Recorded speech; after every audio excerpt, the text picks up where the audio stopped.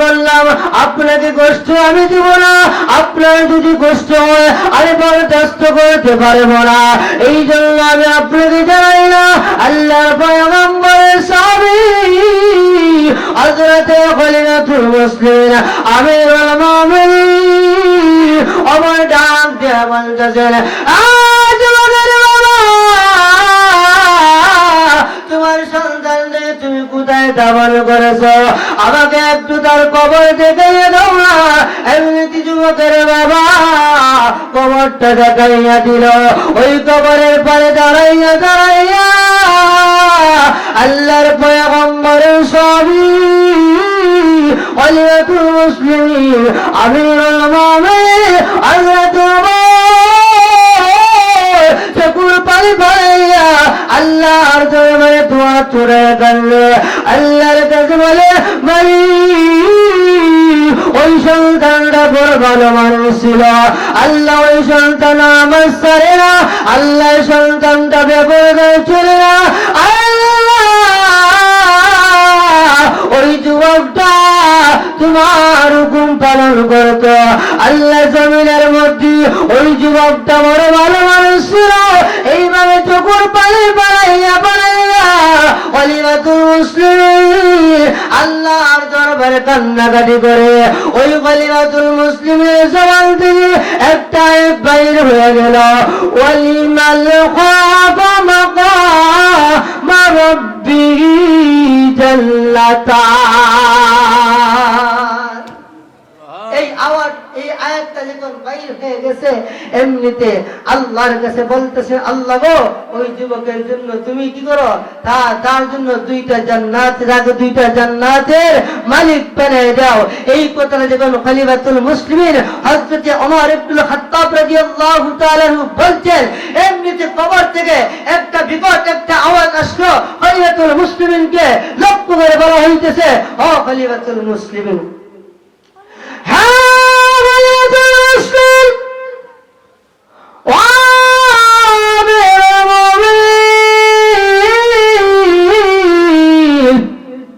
চিন্তার কোনো কারণ নাই, চিন্তার কোনো কারণ নাই, টেনশনের কারণ নাই।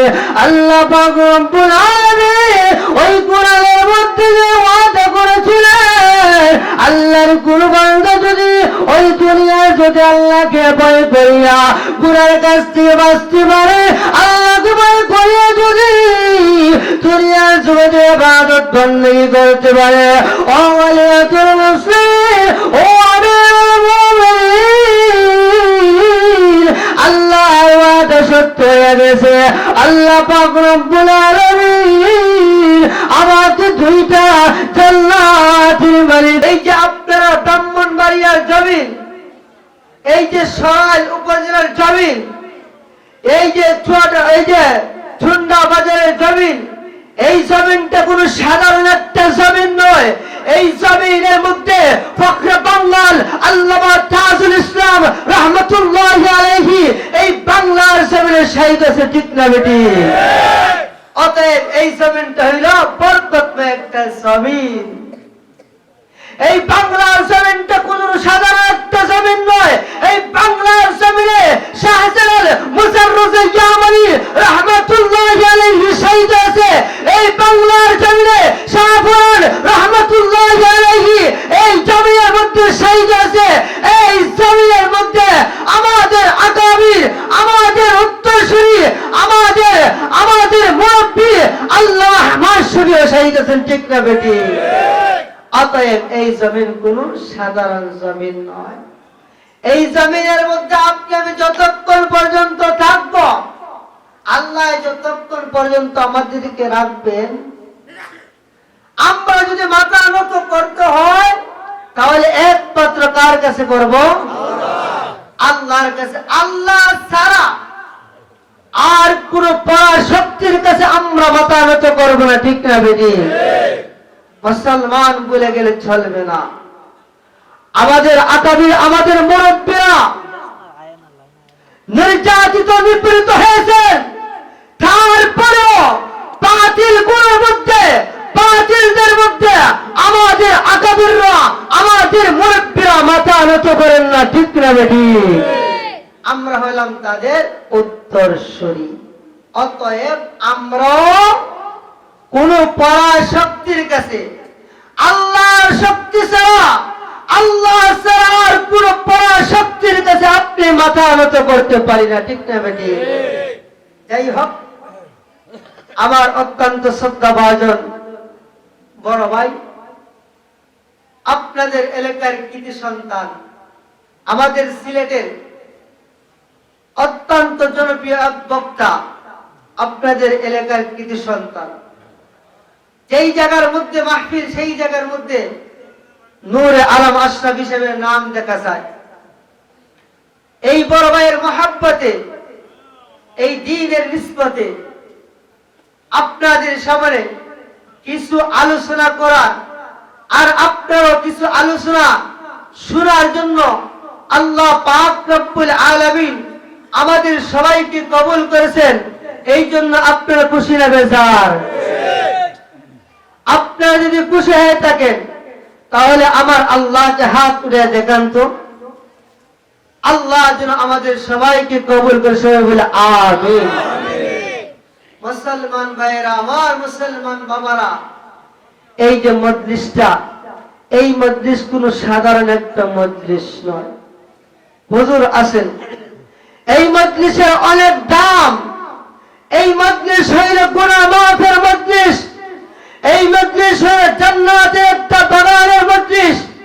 এই মজলিসের মধ্যে বসলেই আল্লাহ পাক রব্বুল আলামিন আপনার আমার জীবনের মধ্যে যত ছোটখাটো গুনাহ হয়েছে সব গুনাহগুলো আল্লাহ পাক রব্বুল আলামিন নিজ দয়া করে আমাদের ক্ষমা করে দেন, সুবহানাল্লাহ। এই জন্য এই সমস্ত দ্বীন মজলিসের মধ্যে বসিয়া, কোরআন এবং হাদিসের মধ্যে বসিয়া আল্লাহকে ডাকলে আল্লাহ খুশি হন না বেজার হন? আল্লাহ খুশি হন। আল্লাহকে যখন বান্দা ডাকে, আল্লাহ তখন বান্দা ডাকে সাড়া দেন। আল্লাহকে যখন আপনি আমি স্মরণ করব, আল্লাহ তখন কি করবেন? আরশে মুআল্লার মধ্যে ওই ফেরেশতাদের কিনে আপনার আমার নাম ধরিয়া, আপনার আমার বাবার নাম ধরিয়া, আপনার আমার গোত্রের নাম ধরিয়া, আপনার আমার এলাকার নাম ধরিয়া, আপনার আমার গ্রামের নাম ধরিয়া, আপনার আমার জেলার নামটা ধরিয়া, আপনার আমার রাষ্ট্রের নামটা ধরিয়া আল্লাহ পাক রব্বুল আলামিন আমাদের আলোচনা করে, সুবহানাল্লাহ। এই জন্য আল্লাহ পাক রব্বুল আলামিন পবিত্র কুরআনুল কারীমের মধ্যে ফরমান, বিসমিল্লাহির রাহমানির রাহিম,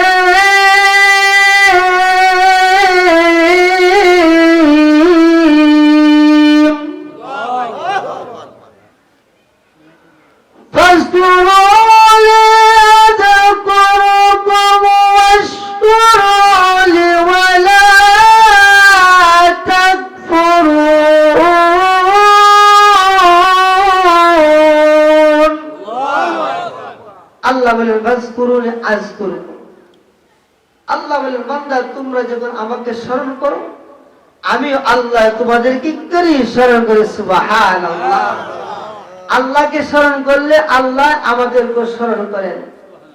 আমরা আল্লাহকে স্মরণ করব, জাহান্নামের আগুন থেকে কেমনে বাঁচা যায়, আল্লাহর তোর জান্নাতে কেমনে যাওয়া যায়, সেইগুলো আল্লাহর কাছে স্মরণ করে যাইব। আল্লাহ জীবনে অনেক গুনাহ করছি, আল্লাহ আমাদের গুনাহ খাতারে মাফ করে দাও। আপনার আমার বলতে লেট হইবে, আপনার আমার খাইতে লেট হইবে, কিন্তু আল্লাহ পাক রব্বুল আলামিন মাফ করে দিতে লেট হবে না, সুবহানাল্লাহ। বনি ইসরাইলের এক ব্যক্তি হাজার হাজার বছর পর খালি মূর্তির পূজা করছে। খালি লাগে ইয়া সনম, ইয়া সনম, ইয়া সনম। সনম অর্থ কি? মূর্তি। সনম অর্থ মূর্তি। মূর্তি কি কথা বলে? আপনাদের এলাকায় কি মূর্তি কথা বলে? আপনাদের এলাকায় মূর্তি কথা বলে না। আমাদের সিলেটে মূর্তি কথা বলে না। ঢাকা শহরে মূর্তি কথা বলে না। অতএব পৃথিবীর কোন জায়গার মধ্যে মূর্তি কথা বলে না। ওই ব্যক্তি ইয়া সনম ডাকে, ইয়া সনমে তো কোনো জবাব দেয় না, মূর্তি কোনো জবাব দেয় না। ডাকতে ডাকতে ডাকতে ডাকতে এক পর্যায়ে ওই ব্যক্তির জবান থেকে অনিচ্ছাকৃত ভাবে একটা শব্দ বাইর হয়ে গেছে, ইয়া সামাদ। সামাদ কার নাম? আল্লাহর নাম। আল্লাহ বলেন কুল হুয়াল্লাহু আহাদ আল্লাহুস সামাদ লাম ইয়ালিদ ওয়া লাম ইউলাদ ওয়া লাম ইয়াকুল লাহু কুফুয়ান আহাদ। ওই বলেশ্বরের ব্যক্তি ইয়া সালাম ডাকে, সালামে কোনো সারা শব্দ দেয় না। হাজার হাজার বছর ডাকতে ডাকতে এক পর্যায়ে ওই ব্যক্তির জবান দিয়ে বাইর হয়ে গেল, ইয়া সামাদ।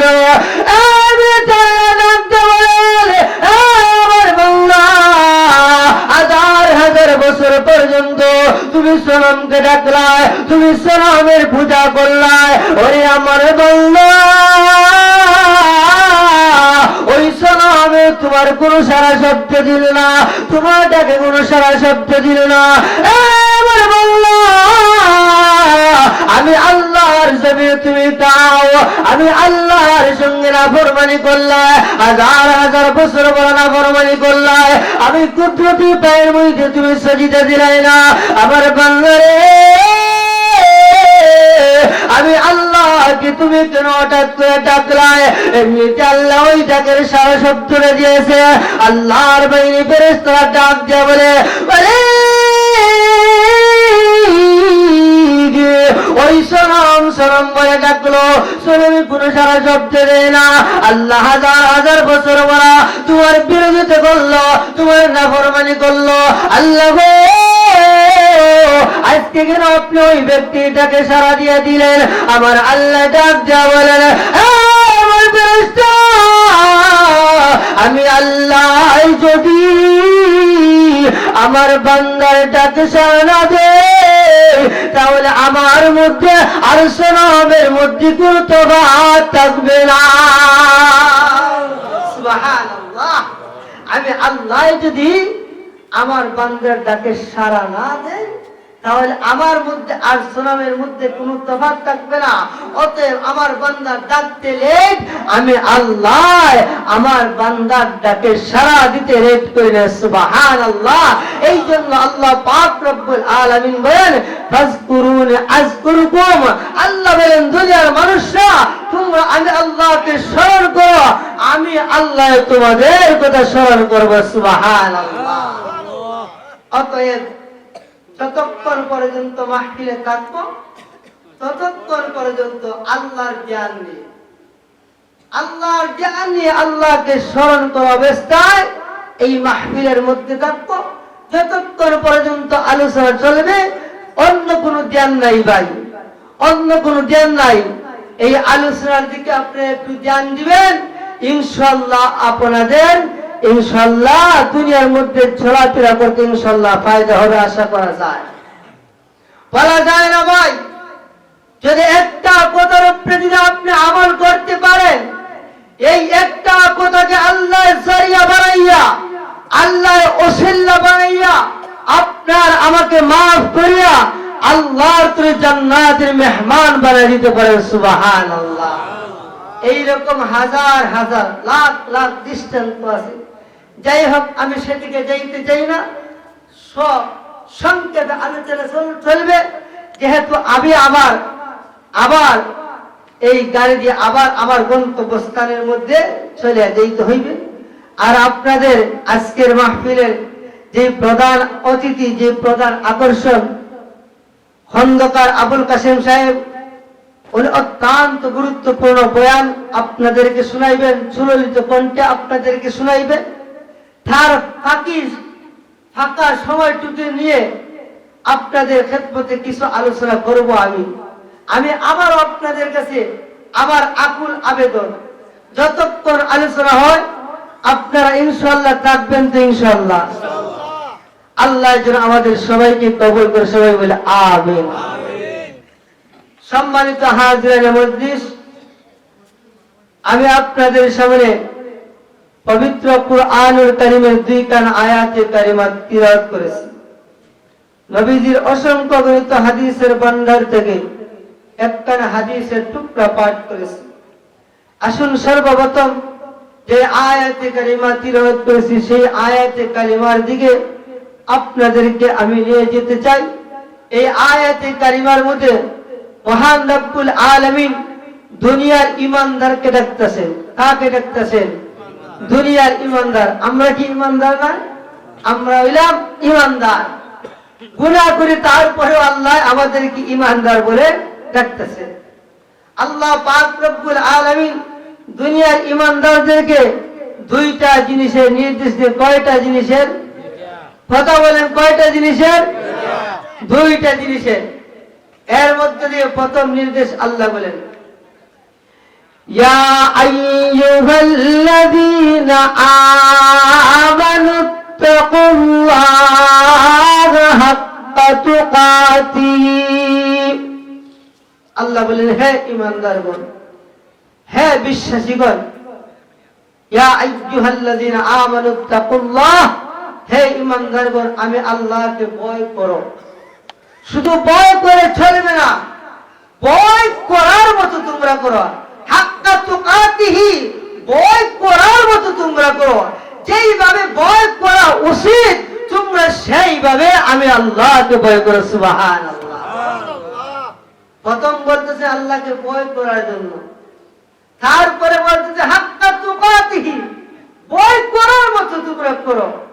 যেই ভয় করলে গুনার কাছ থেকে বাঁচা যায়। এখন তো আপনি আমি ভয় করি কিন্তু গুনার কাছ থেকে বাঁচতে পারি না। একদিকে আল্লাহকে ভয় করি, আরেকদিকে সুদের কাতার মধ্যে নাম লেখাই। একদিকে আল্লাহকে ভয় করি, আরেকদিকে আরেকবার এই ঘুষের কাতার দিকে আমরা নাম লেখাই। ঠিক না বেটি? আমাদের সমাজের মধ্যে আসেনি? আল্লাহ বলতে হাক্কা তুকাতি, ভয় করার মতো তোমরা করো।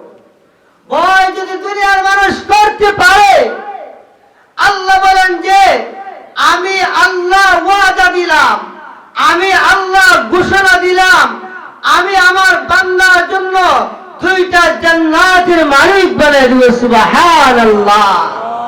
কয়টা জান্নাতের মালিক বানাইবেন? 2টা জান্নাতের মালিক বানাইবেন। শুধু জান্নাতের মালিক বানানোর পরেও শেষ নাই, আল্লাহ দুনিয়াতেও সম্মান দিবেন। যদি মানুষ আল্লাহকে ভয় করতে পারে, ভয় করার মতো করতে পারে, তাহলে দুনিয়ার জগতে কি করবেন? আল্লাহ তাকে সম্মানী বানাইবেন। দুনিয়ার জগতে আল্লাহ তাকে গুনার কাছ থেকে বাঁচতে কেমনে থাকা যায় সেই রাস্তাটাও আল্লাহ কি করবেন? বাহির করে দিবেন। সুবহানাল্লাহ। আল্লাহ কেমনে বাহির করে তার একটা উদাহরণ দিলে আপনারা বিষয়টা বুঝতে পারবেন। খলিফাতুল মুসলিমিন হযরত ওমর ইবনে খাত্তাব রাদিয়াল্লাহু তাআলা আনহুর যুগে, খলিফা ওমরের জামানায় একজন যুবক, যুবক ভাই, আপনার মতো আমার মতো সবভাবে একটা যুবক আল্লাহর ইবাদত পিপাসু ছিল। ওই যুবকের কলবের মধ্যে আল্লাহর ভয় ছিল। ওই যুবকের কলবের মধ্যে ওই জাহান্নামের ভয় ছিল। ওই যুবকের কলবের মধ্যে মাহশরের ময়দানের ভয় ছিল। ওই যুবকের কলবের মধ্যে ওই জাহান্নামের ভয় ছিল। কবরের জিন্দেগীর আযাবের ভয় ছিল। আল্লাহু আকবার। কেমন ভয় ছিল, কেমন ভয় ছিল! ওই যুবক নামাজে যায়, আল্লাহর ইবাদত বন্দেগী করে, আর মসজিদের পাশে আরেকটা মহিলার ঘর। ওই মহিলা ওটা যুবকটাকে দেখিয়া যুবকের প্রতি কি হয়েছে? আসক্ত হয়ে গেছে। যুবককে মনে মনে ভালোবেসে ফেলেছে এবং মহিলা কি করে? কাল জল্পনার কল্পনা করে কেমনে যুবকটাকে আমি পাই। এই জল্পনার কল্পনা নিয়ে মহিলাটা ঘুমায়। দেখেন না আমাদের সমাজের মধ্যে অনেক বন্ধা আছে, আজকে কি করে? শাকিব খানকে নিয়ে স্বপ্ন দেখে, আজকে শাহরুখ খানকে নিয়ে স্বপ্ন দেখে, অথচ আমাদের যুবক ভাইরা বিশ্ব নবীকে নিয়ে স্বপ্ন দেখা উচিত ছিল, সাহাবায়ে কেরামকে নিয়ে স্বপ্ন দেখা উচিত ছিল, ঠিক কিনা বেটি? কিন্তু আমাদের সমাজে যুবতী বোনরা অনেকটা আছে, মডেল মার্কা যুবতী বোনরা শাকিব খানকার শাহরুখ খানকে নিয়ে স্বপ্ন থেকে ওই মহিলাটা কি করতেছে, ওই যুবককে নিয়ে জল্পনার কল্পনা করতেছে কেমনে যুবকটাকে পায়, কেমনে যুবকটাকে পায়। একদিন আল্লাহর বান্দা যুবক এশারের নামাজ পড়ার জন্য মসজিদে রওনা দিয়েছে। মসজিদ থেকে নামাজ পড়ে যখন বাড়িতে আসবেন, বৃদ্ধ বাবা একদিকে কি করেন, ইবাদত বন্দেগী করেন, আর একদিকে বৃদ্ধ বাবার কি করে খেদমত করেন।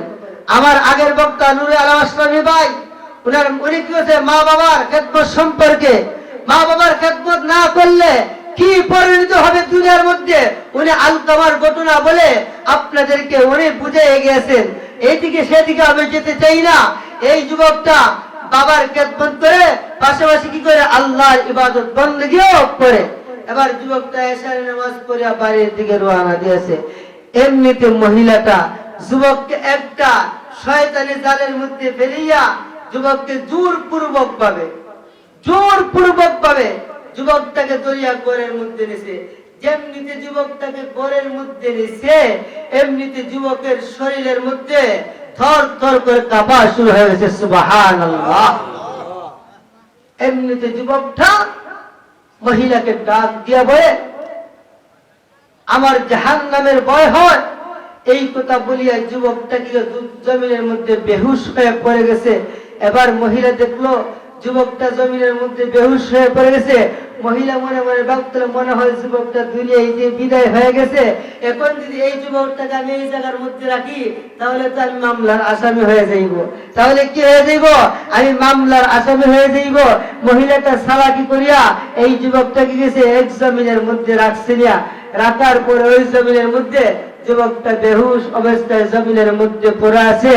আর ওই দিকে যুবকের বাবা, বৃদ্ধ বাবাটা সন্তানের অপেক্ষা করতেছে। এই সন্তান ছাড়া ওই বৃদ্ধ বাবার আর কোনো ছেলে মেয়ে নাই, আর কোনো আত্মীয় স্বজন নাই। এবার বৃদ্ধ বাবা মনে মনে আফসোস করতেছে, হায় হায় আমার সন্তানটা গেল, এশারের নামাজে গেল, এখনো তো আমার সন্তানটা নামাজ পড়িয়ে আসে না। অন্যদিন তো এশারের পরপরই ঘরের মধ্যে চলে আসে, আজকে অনেক রাত হয়ে যায়, আমার সন্তানটা কেন আমার ঘরের মধ্যে আসে না। এই কথাটা ভাবিয়া বৃদ্ধ বাবা লাঠির মধ্যে বর দিয়া এই সন্তানের তালাশে বাহির হয়েছে। বাহির হওয়ার পরে গিয়ে দেখে জমিনের মধ্যে পড়ে আছে। এমনিতে বৃদ্ধ বা যুবকটা কাজে রয়েছে, লিয়া বলতেছে, হ্যাঁ সন্তান,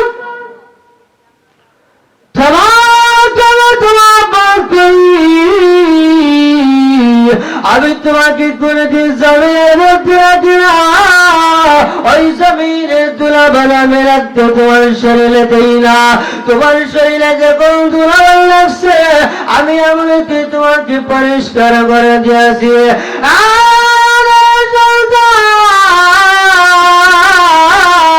ওই জমিনের মধ্যে তুমি করে পড়াছ। এমনিতে যুবকটা অজ্ঞান অবস্থায় কোন সারা শব্দ দেয় না। ওই দিকে বৃদ্ধ বাবা ওই সন্তানটাকে লইয়া বাড়ির মধ্যে মাথার মধ্যে যখন পানি দিল, এমনিতে যুবকটার হোশ ফিরে আসলো। যুবকটার হোশ ফিরে আসার পরে ও বৃদ্ধ বাবা,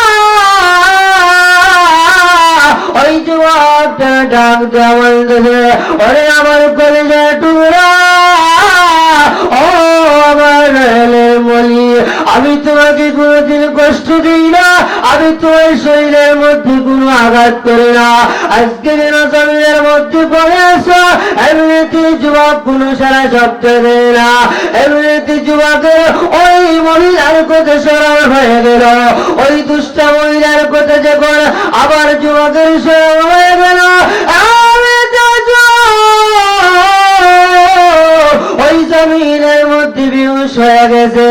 আল্লাহু আকবার, এমন অজ্ঞান হয়ে গেছে। ওই যুবকের বাবা পরীক্ষা নিরীক্ষা করিয়া দেখল মাথার মধ্যে পানি দেয়, কিন্তু যুবকের হুঁশ ফিরে আসে না। ডাক্তার নিয়ে পরীক্ষা করিয়া এমনিতে তাকাইয়া থেকে ওই যুবকটা দুনিয়াতে বিদায় হয়ে গেছে। আল্লাহু আকবার। দুনিয়াতে বিদায় হওয়ার পর ওই যুবকটাকে দাফন করবে, ওই যুবকের বাবা রাত্রিবেলায় দাফন করবে। এমনিতে ওই যুবকের বাবাকে খলিফাতুল মুসলিমিন আমিরুল মুমিনিন একদিন বলে রেখেছিলেন, যুবকের বাবা, আমি তোমাকে একটা সুসংবাদ জানিয়ে দেই।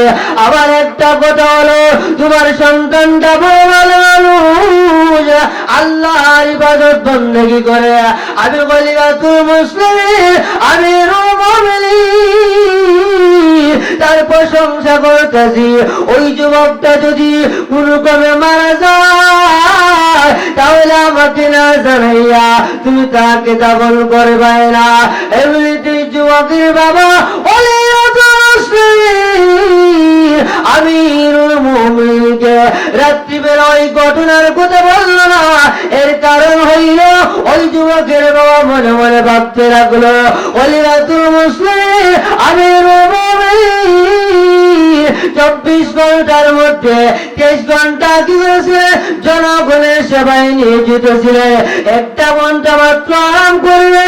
আমি যদি খলিফাতুল মুসলিমিন আমিরুল মুমিনিনকে এই সংবাদটা জানাইয়া দেয় তাহলে খলিফাতুল মুসলিমিনের কষ্ট হবে। এই কষ্ট ভাবিয়া যুবকের বৃদ্ধ বাবা খলিফাতুল মুসলিমিনকে কিছু বলল না।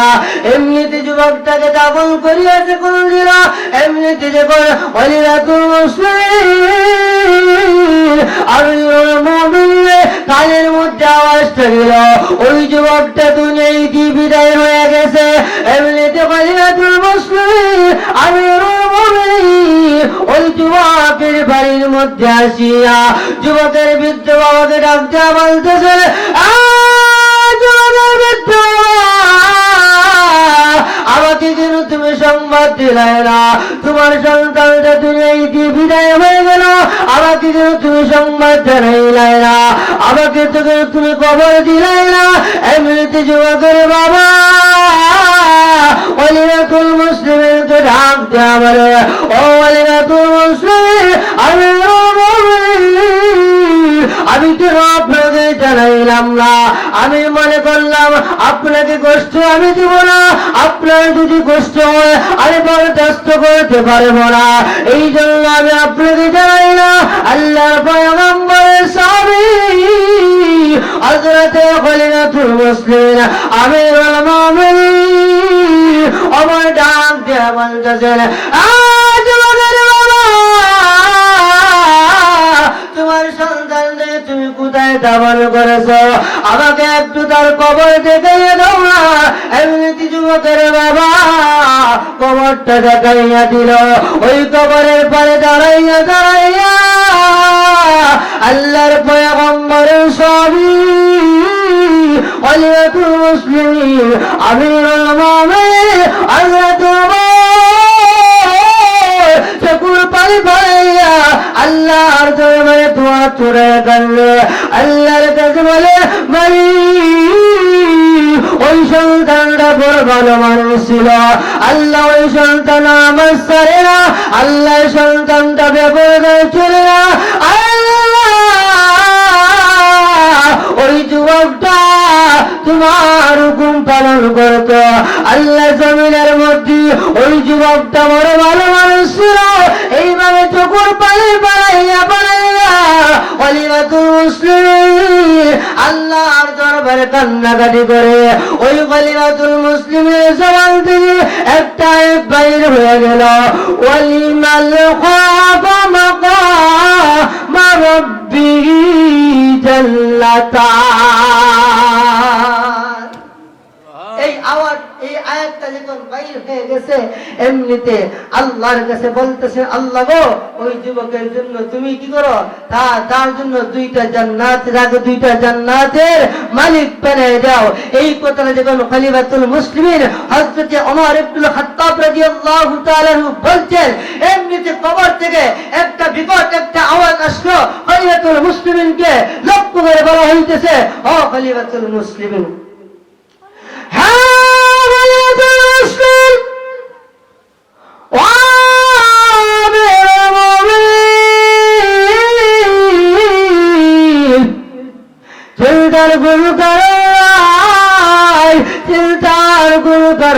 টেনশনের কারণ নাই। আল্লাহ পাক রব্বুল আলামিন ওই কোরআনের মধ্যে যে ওয়াদা করেছিলেন আল্লাহর কোন বান্দা যদি ওই দুনিয়ায় যদি আল্লাহকে ভয় করিয়া গুনাহের কাছ থেকে বাঁচতে পারে, আল্লাহকে ভয় করিয়া যদি দুনিয়ার জগতে ইবাদত বন্দেগী করতে পারে, ও ওয়ালিয়াতুল মুসলিম, ও আমিরুল মুমিনিন, আল্লাহর ওয়াদা সত্য হয়ে গেছে। আল্লাহ পাক রব্বুল আলামিন আমাকে দুইটা জান্নাতের মালিক বানিয়ে দিয়েছে। সুবহানাল্লাহ। এই জন্য আল্লাহ পাক রব্বুল আলামিন বলতেছেন এক নম্বর কথা হলো ইয়া আইয়ুহাল্লাযীনা আমানু তাকুল্লাহ হাক্কা তুকাতিহি। আল্লাহ বলতেছেন হে ঈমানদারগণ, হে বিশ্বাসীগণ, হাক্কা তুকাতিহি, হে ঈমানদারগণ বিশ্বাসীগণ কি করো আমি আল্লাহকে ভয় করো। কেমন ভয় করতে হইবে? হাক্কা তুকাতিহি, ভয় করার মতো কি করতে হবে? আমি আল্লাহকে ভয় করতে হবে। ভয় করার মতো যখন আল্লাহকে ভয় করতে পারবো তখন আল্লাহ পাক রব্বুল আলামিন কি করবেন? আমাদের জন্য আমাদেরকে জান্নাতের মালিক বানিয়ে দিবেন। সুবহানাল্লাহ। এইগুলো এক নম্বর কথা। এবার আসুন দুই নম্বর কথা। সময় নাই, বিস্তারিত বলার অবকাশ নাই। দুই নম্বর কথাটা আল্লাহ বলতেছেন ওয়ালা তামুতুন্না ইল্লা ওয়া আনতুম মুসলিমুন। আল্লাহ বলতেছেন ওয়ালা তামুতুন্না, তোমরা মরিও না, ইল্লা ওয়া আনতুম মুসলিমিন, যতক্ষণ পর্যন্ত তোমরা পরিপূর্ণ মুসলমান না হবে, যতক্ষণ পর্যন্ত তোমরা খাঁটি ঈমানদার না হবে, যতক্ষণ পর্যন্ত খাঁটি মুসলমান না হবে, ততক্ষণ পর্যন্ত তোমরা মরিও না। সুবহানাল্লাহ। আল্লাহ বলতেছে ওয়ালা তামুতুন্না, তোমরা মরিও না। বিষয়টা কি এরকম? বিষয়টা এরকম নয়। মৌতের মালিক কে? মৌতের মালিক কে? হায়াতের মালিক কে? ইজ্জতের মালিক কে? রিজিকের মালিক কে? আল্লাহ। মৌতের মালিক হইলেন আল্লাহ। আল্লাহর কুদরতি হাতের মধ্যে মৌতের রশি আছে। যখন আপনার আমার এই হায়াত ফুরিয়ে যাইবে, যখন আপনার আমার সময়টা শেষ হয়ে যাইবে, তখন আল্লাহ কি করবে? কুদরতি হাত দ্বারা একটা টান দিবেন, একটা টান দিবেন, তখন আপনি আমি এই দুনিয়ার জগতে আর থাকতে পারবো না। এই দুনিয়ার জগতে কেউ থাকবো না। এই দুনিয়াটাও কি করবেন? আল্লাহ ধ্বংস করবেন। আল্লাহ বলেন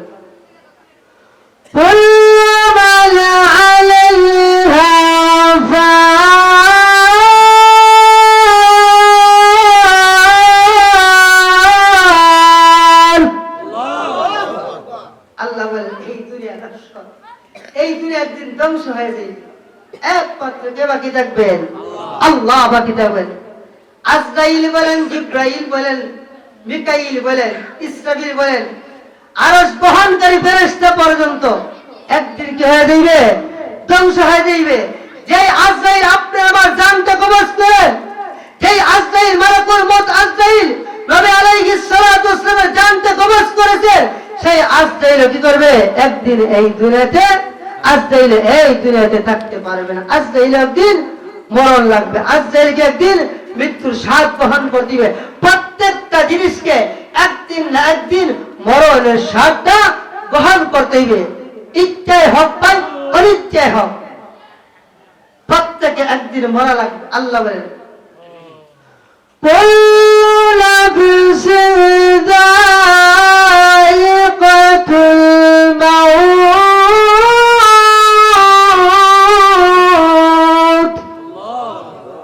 আল্লাহ বলেন কুল্লু নাফসিন যায়িকাতুল মউত, প্রত্যেকটা প্রাণীকে একদিন না একদিন মৃত্যুর স্বাদ গ্রহণ করা লাগবে। দেখেন ভাই, আল্লাহর পয়গম্বর দুনিয়াতে থাকতে পারেন না। যেই পয়গম্বরের জন্য আল্লাহ কুল কায়নাত বানিয়েছিল, যেই পয়গম্বর না হলে আপনি আমি দুনিয়ার মধ্যে আসতাম না। যেই পয়গম্বরকে আল্লাহ না বানাইলে আসমানটা বানাইতেন না। যেই পয়গম্বরকে আল্লাহ না বানাইলে জমিনটা বানাইতেন না। যেই পয়গম্বরকে আল্লাহ না বানাইলে এই নদী না বানাইতেন না। যেই পয়গম্বরকে আল্লাহ সৃষ্টি না করলে এই কুল কায়নাত সৃষ্টি করতেন না। সেই পয়গম্বর দুনিয়াতে থাকতে পারেন না, ঠিক না বেটি? সেই পয়গম্বর তো একদিন মৃত্যুর স্বাদ গ্রহণ করা লাগছে, মৃত্যুর বরণ করা লাগছে। আল্লাহর পয়গম্বর হযরতে সুলাইমান আলাইহিস সালাতু ওয়াস সালাম, নাম তো আপনারা শুনছেন। সুলাইমান আলাইহিস সালাতু ওয়াস সালাম কেমন একজন নবী ছিলেন! আল্লাহু আকবার, আল্লাহু আকবার। সুলাইমান আলাইহিস সালাতু ওয়াস সালামকে আল্লাহ তাআলা সারা পৃথিবীর বাদশা বানিয়েছিলেন। কি বানিয়েছিলেন? সারা পৃথিবীর বাদশা বানিয়েছিলেন। দেখেন মিয়া, বাংলাদেশের একজন প্রেসিডেন্ট, আমেরিকার একজন প্রেসিডেন্ট, ইংল্যান্ডের একজন প্রেসিডেন্ট, জাপানের একজন প্রেসিডেন্ট, চীনের একজন প্রেসিডেন্ট আছে। কিন্তু সুলাইমান পয়গম্বরকে আল্লাহ পাক রব্বুল আলামিন কি সারা পৃথিবীর বাদশা বানিয়েছিলেন। সুবহানাল্লাহ। তৎকালীন যুগে সারা পৃথিবীর বাদশা ছিলেন 4 জন। কয়জন ছিলেন? 4 জন ছিলেন। 4 জনের মধ্যে থেকে 2 জন ছিলেন মুসলমান আর 2 জন ছিলেন কাফির। মুসলমান 2 জনের মধ্যে একজনের নাম ছিল আল্লাহর পয়গম্বর হযরতে সুলাইমান আলাইহিস সালাতু ওয়াস সালাম। সুবহানাল্লাহ। এই সুলাইমান আলাইহিস সালাতু ওয়াস সালামকে আল্লাহ সারা পৃথিবীর বাদশা বানায়, তাই নয় শুধু একারে শেষ নয়, আল্লাহ পাক রব্বুল আলামিন তা মানবের বাদশা বানিয়েছিলেন, দানবের বাদশা বানিয়েছিলেন। শুধু একারে শেষ নয়, আল্লাহ পাক রব্বুল আলামিন সুলাইমানের পয়গম্বর আলাইহিস সুলাইমান পয়গম্বরের অধীনে আল্লাহ বাতাসকে কি করেছিলেন? নির্দেশ করে দিয়েছিলেন যে সুলাইমান যেই কথা বলে বাতাস যেন সেই কথা শুনে। সুবহানাল্লাহ। পশু পাখি পর্যন্ত সুলাইমানের কথা শুনত। সুলাইমানকে আল্লাহ রাজত্ব দিয়েছিলেন। সেই সুলাইমান আলাইহিস সালাতু ওয়াস সালাম, সংক্ষেপে বলতে বিস্তারিত বলার অবকাশ নাই। সেই পয়গম্বর সুলাইমান আলাইহিস সালাতু ওয়াস সালাম বাইতুল মুকাদ্দিস নির্মাণ করেছেন। ওনার বাবা দাউদ পয়গম্বর কি করেছিলেন? বাইতুল মুকাদ্দিসের কাজ আরম্ভ করেছিলেন। কিন্তু দাউদ পয়গম্বর কি করতে পারেন না? এই বাইতুল মুকাদ্দিসের কাজ সম্পূর্ণ করতে পারেন না, দুনিয়াতে বিদায় হয়ে গেছেন। এমনিতে সুলাইমান পয়গম্বর যখন নবী হয়ে গেলেন, বাদশা হওয়ার পরে আল্লাহর ঘর বাইতুল মুকাদ্দিস সুলাইমান কি করে নির্মাণ কাজ শুরু করলেন। সুবহানাল্লাহ। মিস্ত্রি কাকে জোগাড় করলেন জানেন? দুনিয়ার কোনো মানুষ নয়, জিন দ্বারা কি করলেন? বাইতুল মুকাদ্দিস নির্মাণ কাজের মিস্ত্রি নিয়োগ করলেন। জিনরা কি করে? বাইতুল মুকাদ্দিস বানায়, কাজ করতেছে। কাজ করতে পরে সুলাইমান পয়গম্বর ডিউটি পালন করে, লাঠির মধ্যে বর দিয়ে সুলাইমান পয়গম্বর প্রতিদিন গিয়ে কাজ পরিদর্শন করে। একদিন হঠাৎ করে সুলাইমান পয়গম্বরের কাছে একজন অপরিচিত একজন মানুষ হাজির হয়ে গেছে। হাজির হওয়ার পরে সুলাইমান পয়গম্বরকে সালাম দিচ্ছে। সুলাইমান পয়গম্বর সালামের জবাব দিলেন। জবাব দেওয়ার পরে এমনিতে সুলাইমান পয়গম্বর তাকাইয়া দেখে যে ওই ব্যক্তিরা বড় বড় চোখ করে তাকাইয়াছে, বড় বড় চোখ করে তাকাইয়াছে। এই চোখের পাত্তি কি করতেছে না, আর কোনো দিকে দিতেছে না, সুলাইমান পয়গম্বরের দিকে তাকাইয়াছে।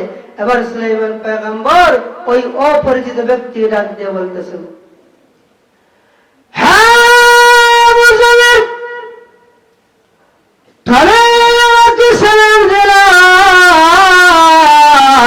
আমি তোমার সালামের জবাবটা দিলাম, তুমি আমার দিকে তাকাইয়াছ, আর কোনো কথা বলো না, আমাকে আমার সঙ্গে আর কোনো আলাপ আলোচনা করো না।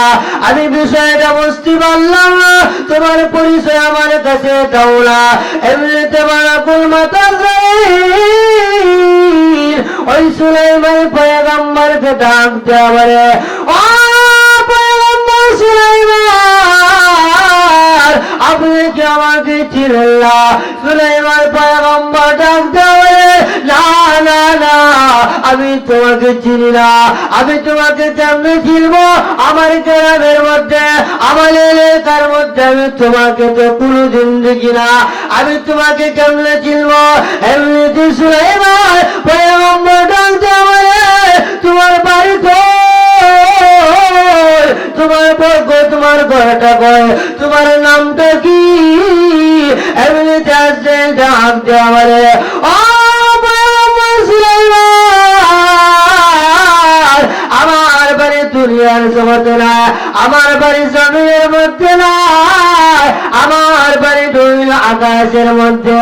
ও সুলাইমান পয়গম্বর, আমাকে কি আপনি চিনেন না? সুলাইমান পয়গম্বর বলেন, না আমি তোমাকে চিনি না। এমনিতে আসছেন ডাকতে বলে, ও পয়গম্বর সুলাইমান, আমি হইলাম মালাকুল মউত আজরাইল।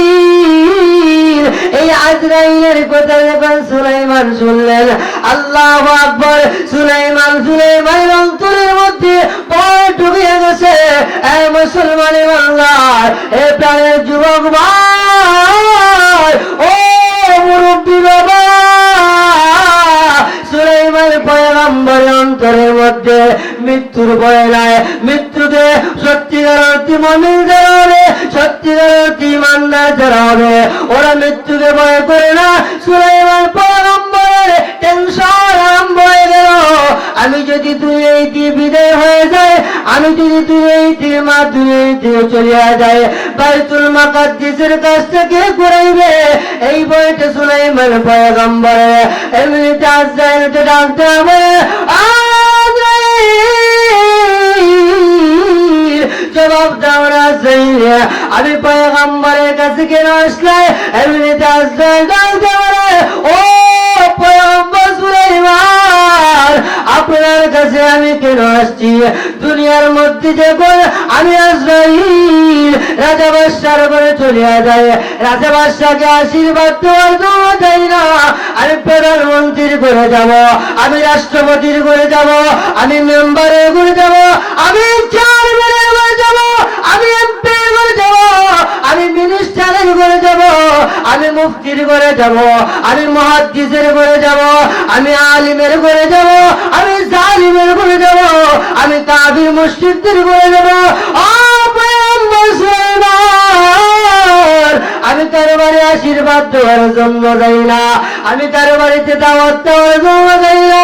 ও পয়গম্বর, তুমি কি জানো না আমি কিসের জন্য তোমার দরবারে এসেছি? ও পয়গম্বর সুলাইমান, আমি তোমার জানটা কবজ করার জন্য এসেছি। ও পয়গম্বর সুলাইমান, আমি তোমার জানটা কি কবজ করার জন্য আমি এসেছি।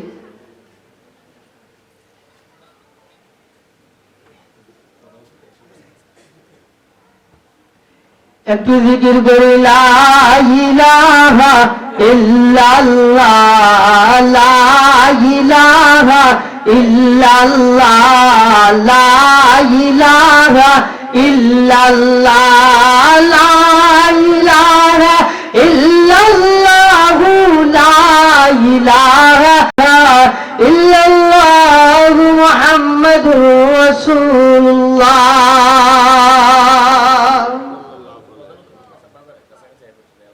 আপনাদের আজকের মাহফিলের প্রধান অতিথি আপনাদের বাজারের কাছাকাছি এসে গেছে। উনি আসলেই আমি মাছ চাই, আর কোনো আলোচনা নাই।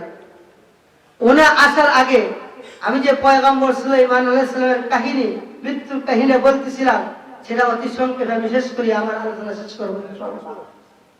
এই পয়গম্বর সুলাইমান আলাইহিস সালামের কাছে আজরাইল আসার পরে সুলাইমানকে বলল, পয়গম্বর সুলাইমান, আমি তো আশীর্বাদ দেওয়ার জন্য আসি, আমি মানুষের জানটা কবজ করার জন্য এসেছি। এবার সুলাইমান পয়গম্বর আজরাইল যে কোনো আল্লাহর ঘর বাইতুল্লাহ নির্মাণ করতেছে, এখনো কাজ সমাপ্ত হয় না। আল্লাহর ঘরে দোহাই দিলাম, আজরাইল আমাকে তুমি সময় দাও, এই বাইতুল মুকাদ্দাসের কাজটা সমাপ্ত হওয়ার পরেই আমার জানটা তুমি কবজ করে নাও। এমনিতে আজরাইল বলে, পয়গম্বর সুলাইমান, এই ক্ষমতা, এই পাওয়ারটা আল্লাহ আমার কাছে দেয় না। আল্লাহ যখন যেই সময় আমাকে ওয়ার্ডার করবে, আমি সেই সময়ে জানটা কবজ করব। 1 মিনিট আগেও আমি কি করব না, জানটা কবজ করব না। 1 মিনিট পরেও আমি কি করব না, জানটা কবজ করব না। 1 সেকেন্ড আগেও আমি জানটা কবজ করব না। 1 সেকেন্ড পরেও আমি কি করব না, আমি জানটা কবজ করব না। অতএব ও পয়গম্বর সুলাইমান, আমি পারলাম না এই সুযোগটা দিতাম, আমি পারি না এই সুযোগটা, এই পাওয়ারটা তো আমার কাছে নাই। সংক্ষেপে বলতেছি, এবার পয়গম্বর সুলাইমান আল্লাহর কাছে বলে, মালিক আপনি কি দেখতেছেন? আপনি তো দেখতেছেন তোমার ঘর বাইতুল্লাহ বানাইতেছি, এখনো কাজ অসমাপ্ত হয়ে গেছে। আল্লাহ বাইতুল মুকাদ্দিসের দোহাই দিলাম, আল্লাহ তুমি আমার হায়াতটা বাড়িয়ে দাও। আল্লাহ পাক রব্বুল আলামিন যখন পয়গম্বর সুলাইমানকে জানিয়ে দিলেন, ও পয়গম্বর সুলাইমান, আমি আল্লাহর কুদরতি নিজামের মধ্যে হায়াতটা বাড়িয়ে দেওয়ার আর কমিয়ে দেওয়ার কোনো অবকাশ নাই। যার যখন হায়াতটা পুড়ে যাইবে, তখন আমি আল্লাহ কুদরতি হাত দ্বারা এই রশির মধ্যে টান দিব, তখন আমি আল্লাহ তাকে দুনিয়াতে উঠায় আনিব। সুবহানাল্লাহ। অতএব পয়গম্বর, আমি তোমাকে সময় দিতে পারলাম না, এই প্রার্থনা তোমার আমি মঞ্জুর করতে পারলাম না। এবার পয়গম্বর সুলাইমান বলতে, আল্লাহ যদি আমাকে সময় না দেন, তাহলে আপনার ঘরটা যেমনে কাজ হয়ে যায় সেই রকম ভাবে সিস্টেম করেন। আল্লাহ পাক রব্বুল আলামিন সুলাইমান পয়গম্বরকে বললেন, ও পয়গম্বর সুলাইমান, আমি সেই সিস্টেমে তোমার জানটা কবজ করব। এবার সুলাইমান পয়গম্বর বলেন, আল্লাহ আমি একটু জানতে চাই, আপনি আমার জানটা কেমন ভাবে বাহির করাইবেন আজরাইলের মাধ্যমে। এবার আল্লাহ বলতেছেন, ও পয়গম্বর সুলাইমান, প্রতিদিন আপনি লাঠির উপর বর দিয়া এই বাইতুল মুকাদ্দিসের মধ্যে, বাইতুল মুকাদ্দিসের সামনে দাঁড়াইয়া যাও, আর আপনার বয়ে জিন্দা কাজ করে আপনি লাঠির মধ্যে বর দেওয়া অবস্থায় থাকবেন, আর আপনার জানটা আজরাইল বাহির করে নিয়ে আসবে। সুবহানাল্লাহ। এবার সুলাইমান পয়গম্বর লাঠির মধ্যে বর দেওয়া অবস্থায় আছেন, আর লাঠির মধ্যে বর দেওয়া অবস্থায় থাকেন, আর জিনরা কি করে কাজ করে সুলাইমান পয়গম্বরকে দেখিয়ে পয়ে কাজ করে, কাজের মধ্যে আর চুরি করতে পারে না। আমাদের সমাজের মিস্ত্রি যারা আছে, এরা তো কি যাবে যাবে খালি কি করে চুরি করে, যাবে যাবে কি করে চুরি করে, কেমনে মালিককে ঠকানি যায়, কেমনে মালিককে কি করে ঠকানি যায় সেই ফিকির করে। এবার জিনরা কি সুলাইমান পয়গম্বরের বয়ে কাজ করতেছে, কাজ করে। আগে কিন্তু দিনের বেলা কাজ করতো, এখন দেখা যায় সুলাইমান পয়গম্বর দিনের বেলায় ছিল, এবং রাত্রের বেলাও থাকে। সুলাইমান পয়গম্বর জিনদেরকে ছুটি দেয় না, দিনের বেলা জিনরা কাজ করে, রাত্রির বেলা কাজ করে। কিতাবের মধ্যে উল্লেখ করা হয়, সুলাইমান পয়গম্বর এই লাঠির মধ্যে বর দেওয়া অবস্থায় 100 বছর পর্যন্ত এই লাঠির মধ্যে বর দেওয়া অবস্থায় দাঁড়িয়েছিলেন। যখন লাঠির মধ্যে এক ধরনের বুক ধরিয়া লাঠিটা খেয়ে ফেলিয়া যখন লাঠিটা ভাঙিয়ে গেল, তখন সুলাইমান পয়গম্বর জমিনের মধ্যে পড়ে গেলেন। জমিনের মধ্যে পড়ে যাওয়ার পরে এবার জিনরা দৌড়িয়ে আসিয়া সুলাইমান পয়গম্বরকে পরীক্ষা নিরীক্ষা করে দেখলো, যে জিন্দা দেখলো যে সুলাইমান পয়গম্বর দুনিয়ায় দিয়ে বিদায় হয়ে গেছেন। ইন্না লিল্লাহি ওয়া ইন্না ইলাইহি রাজিউন। এবার কবে বিদায় হয়েছেন? 1 মাস আগে, 2 মাস আগে, 5 মাস আগে, 7 মাস আগে। জিনরা পরীক্ষা নিরীক্ষা করে দেখলো যে সুলাইমান পয়গম্বর 100 বছর আগে দুনিয়াতে বিদায় হয়ে গেছে। এবার একটা জিন আরেকটা জিনকে ডাক দিয়ে বলে, হাজরাত, এটা কি করলাম? একদিন নয়, 2 দিন নয়, 1 বছর পর্যন্ত আমরা কি করলাম? আমরা জানলাম না সুলাইমান পয়গম্বর 1000 বছর, 100 বছর আগে দুনিয়াতে বিদায় হয়ে গেছেন। আমরা দিনের বেলা কাজ করলাম, রাত্রিবেলা কাজ করলাম। এবার দিন একটা আরেকটাকে এইরকম বলতে লাগলো, আমরা কেমন কাজ করলাম, আমরা কেমন কাজ করলাম। আল্লাহু আকবার। ওই সুলাইমান পয়গম্বর এমন সময় দুনিয়াতে বিদায় হয়ে গেছে যখন আল্লাহর ঘর বাইতুল মুকাদ্দিসের কাজটা এক পর্যায়ে সমাপ্ত হয়ে গেছে। ওই দিকে যে আমার আল্লাহ বলেছে, ও পয়গম্বর সুলাইমান, তোমাকে তার করানো অবস্থায় আমার বাইতুল মাকদিসের কাজটা আমি সমাপ্ত করাইয়া দিব। আর তুমি লাঠির মধ্যে বদ্ধ অবস্থায় থাকবা, যখন কাজটা সমাপ্ত হয়ে যাইবে তখন তুমি দুনিয়ার মধ্যে পড়িয়ে যাইবে। আল্লাহ পাক রব্বুল আলামিন ওই বাইতুল মাকদিসের কাজ সমাপ্ত করলেন। আর ওইদিকে সুলাইমানের দেহটাও ওই জমিনের মধ্যে ফেলে দিলে। এ মুসলমান যুবক, ও মুরব্বীরা, এই জন্য আল্লাহ পাক রব্বুল আলামিন বলে ওয়ালা তামুতুল্লা ইল্লা ওয়া আনতুম মুসলিমুন।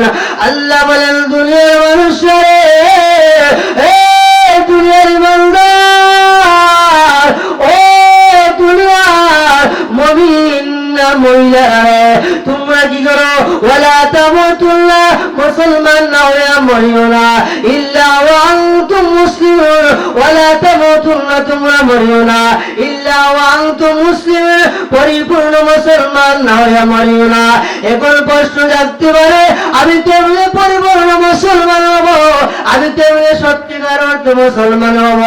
আল্লাহর পয়গম্বর হাদিসের মধ্যে বলেছেন, আল মুসলিমু মান সালিমাল মুসলিমুনা মিন লিসানিহি ওয়া ইয়াদিহি। আল্লাহর পয়গম্বর বলেছেন, ওই ব্যক্তি হলো খাঁটি মুসলমান, যেই ব্যক্তির জবানটা অপর মুসলমান থেকে নিরাপদ থাকবে, যেই মুসলমানের হাতটা অপর মুসলমান থেকে নিরাপদ থাকবে। এ মুসলমান যুবক ভাই, ও মুরব্বী বাবা, আজকে আমার হাতটা নিরাপদ থাকে না। একজন মানুষ মজলুম, তার প্রতি আমি হাত ধরে অন্যায় করি, তার প্রতি আমি জবান ধরে অন্যায় করি। ও মুরব্বী বাবা, জানিয়ে রাখো, তুমি যদি অন্যায় ভাবে একজনকে প্রহার করো, অন্যায় ভাবে প্রহার করতে পারবা, জানিয়ে রাখো, বাংলার জমিনে যদি ওই বিচার না হয়, ওই যে আল্লাহর আদালত, ওই আদালতের মধ্যে একদিন তোমার বিচার হবে। বাংলার জমিনে যদি এই মুসলিমের বিচার না হয়, তাহলে জানিয়ে রাখেন এমন একদিন আসবে, এখন এই মুসলিমের বিচার হচ্ছে না, ন্যায্যপূর্ণ বিচারটা পাচ্ছে না, এমন একদিন আসবে এই মুসলিমটা এই বাংলার জমিনে ন্যায্যপূর্ণ একটা সুবিচার পাবে, তখন তোমরা কিন্তু তাকাইয়া দেখবা, ঠিক না বেটি? এখন বিচার, এখন হক কথা বললেই তো আর কি বলবো, ইশারা ইঙ্গিতে আপনারা বুঝে নেবেন, ইশারা ইঙ্গিতে আপনারা বুঝে নেবেন।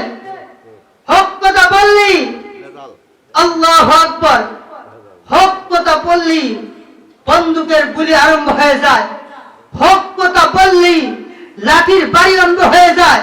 অতএব আমরা পরিষ্কার ভাবে তাদেরকে জানিয়ে দিতে চাই যে আপনারা নাকি এই মুসলিম উলামায়ে কিরামের প্রতি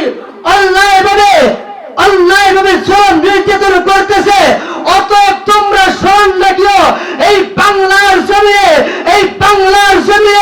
একদিন উলামায়ে কিরাম তোমাদের বিচার করবে। এই হোক সেদিকে যেতে চাই না। খবরের মধ্যে 99টা সর্ব কাফির মুশরিকদেরকে কি করবে? ধ্বংসন করবে। আর যারা নাকি মুসলমান বেনামাজ অবস্থায় মারা গেছে, গুনাহগার অবস্থায় মারা গেছে, তাদেরকে 70টা কি করবে? সর্প তাদেরকে ধ্বংসন করতে থাকবে। তখন ওই কবরের জিন্দগিতে আপনি হাউ মাউ করে কাঁদবেন। ওই কবরের জিন্দগিতে যাওয়ার পরে আল্লাহু আকবার, কেমন শাস্তিতে হইবে। ওই কবরটা কারোর জন্য দুইটা অবস্থা হইতে পারে, হয়তো জান্নাতের বাগান হবে, না হয়তো হবে জাহান্নামের একটা গর্ত হবে। আমি কি আপনাদের সামনে হাদিস পড়ছি না?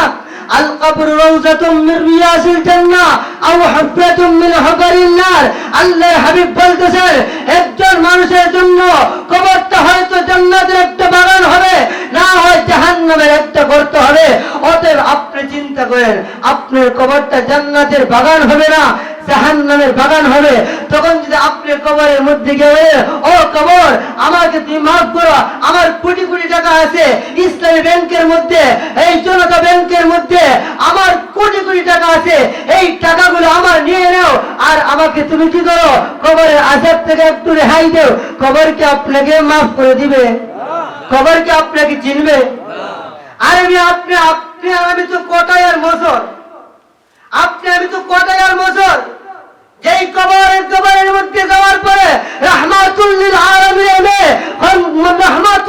আলামিন হযরত ফাতিমাকে কবর ছিঁড়ে না। ফাতিমা যখন দুনিয়াতে বিদায় হয়ে গেছে, বিদায় হওয়া সংক্ষেপে বলতেছে, বিদায় হওয়ার পরে ফাতিমাকে 4 জন মানুষ কাদের মধ্যে, খাটিয়ার মধ্যে, কাদের মধ্যে, কবরের মধ্যে নিয়ে গেছেন। কবরের মধ্যে নিয়ে যাওয়ার পরে যখন কবরের মধ্যে আসছেন, এমনিতে আল্লাহ রাসূলের একজন সাহাবী হযরত আবু যর গিফারি রাদিয়াল্লাহু তাআলা আনহু কবরকে ওয়াজ করতেছেন। কবরকে কি করতেছেন? ওয়াজ করতেছেন। কবরকে সাবধান করতেছেন, কবরকে সতর্ক করে বলতেছেন, হে কবর সাবধান। কবরকে বলতেছেন, হ্যাঁ কবর সাবধান, সাবধান কবর সাবধান, তুমি বেয়াদবি করিও না কবর। ওরে কবর জানি আজকে এমন একজন মানুষের মেয়েকে তোমার মধ্যে রেখে যাচ্ছি।